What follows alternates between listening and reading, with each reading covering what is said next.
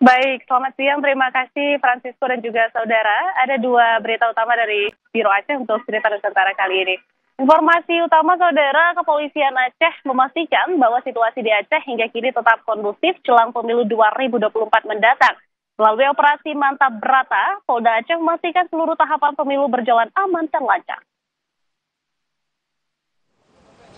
Kapolda Aceh Irjen Pol Ahmad Kartiko meyakinkan kondisi Aceh saat ini kondusif untuk menggelar seluruh tahapan pemilu mendatang.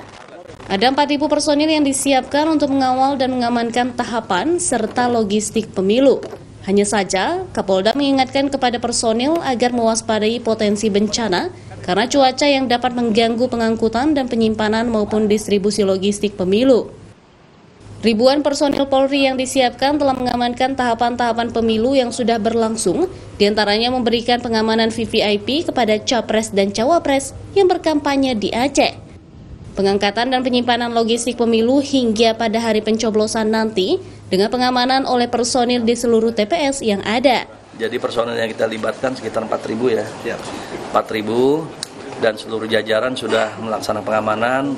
Sekarang kan tahapan kampanye. Kita melakukan pengamanan, kita turunkan tim untuk pengawalan VVIP khusus calon presiden dan wakil presiden, dan juga jajaran sudah menggelar pengamanan juga manakala ada para calon legislatif atau calon baik DPRA maupun DPRK atau DPR pusat ataupun DPD yang melaksanakan kampanye di wilayah kita siap mengamankan. Meminimalisir gangguan keamanan pada saat pemilu nanti, polisi tidak melihat sebuah TPS rawan atau tidak, namun pengamanan tetap akan ditingkatkan dan waspada terhadap bencana karena bisa menjadi salah satu faktor yang gangguan pada saat tahapan pemilu berlangsung. Mustajab, Kompas TV, Banda Aceh. Terima kasih Silvian Sakia, dan sebelumnya dari Aceh ada Syahima Atika yang melaporkan langsung untuk Cerita Nusantara. Terima kasih rekan-rekan.